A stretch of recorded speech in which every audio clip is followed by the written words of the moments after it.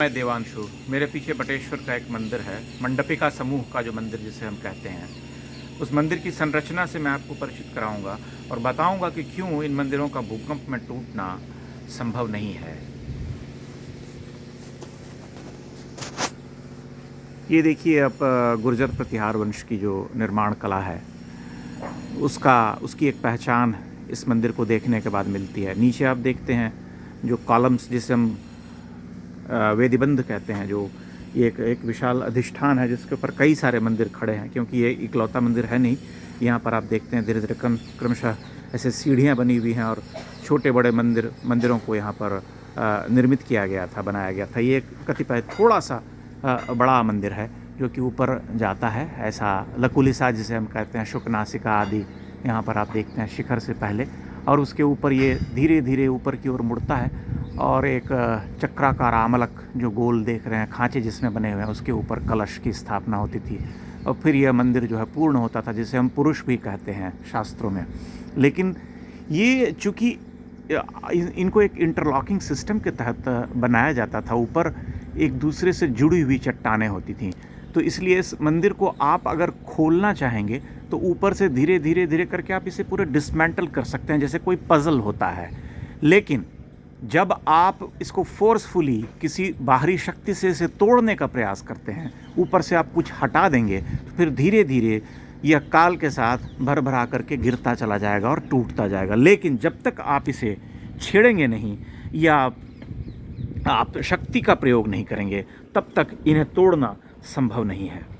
सबसे दुखद पहलू इस मंदिर क्षेत्र का यह है कि यहाँ पर आप जब घूमते हैं तो विशाल संख्या में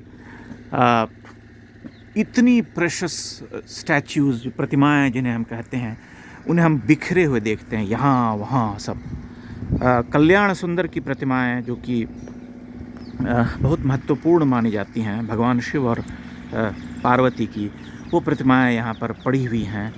उसके अलावा देवियों की प्रतिमाएं, पौराणिक कथाएं जो उत्कीर्ण हैं, उनके बारे में चित्रांकन जो है उनका, वह सब मिलता है। मंदिरों का हिस्सा आप देखिए, जैसा मैंने पिछले वीडियो में आपसे कहा था कि हर जगह आप देखते हैं कि नंदी बाबा का सिर खंडित है। यह थोड़ा हास्यास्पद है कि किसी भूकंप में नंदी बाबा का सिर्फ सिर टूटा, बाकी सब कुछ सुरक्षित रह गया।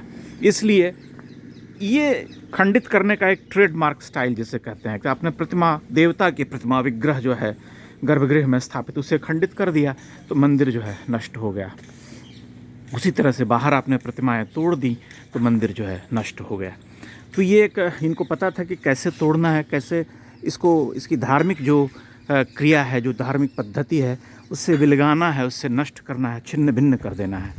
तो वो उस तरह से करते थे बहुत स्मार्टली।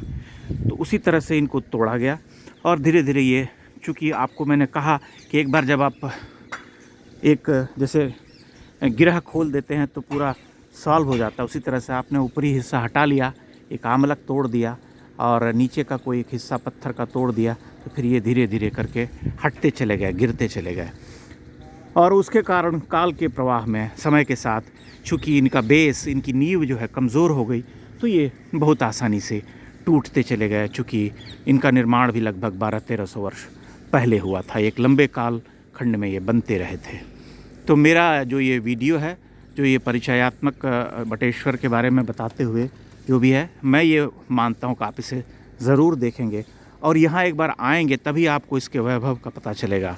इसके जीर्णोद्धार में और इसके पुनरुद्धार में बहुत लंबा समय लगने वाला है, क्योंकि आप स्वयं देख सकते हैं कि आपके सामने जो ये विशाल पत्थरों का जो समूह बिखरा पड़ा है, उन्हें उठा करके एक दूसरे में बिठाना, जोड़ना कितना कठिन कार्य है। एक छोटा सा पज़ल सॉल्व करने में हमको लंबा समय लगता है। ये तो विशाल विशाल भारी भरकम चट्टानें पड़ी हुई हैं, जिन्हें सजाना, संवारना और लॉक करना है और मंदिर के रूप में उनको स्थापित करना है। तो इन्हीं शब्दों के साथ मैं विदा लेता हूँ और यह मानता हूँ कि मेरी भाव यात्रा के साथ आप बने रहेंगे। बहुत बहुत धन्यवाद। प्रणाम।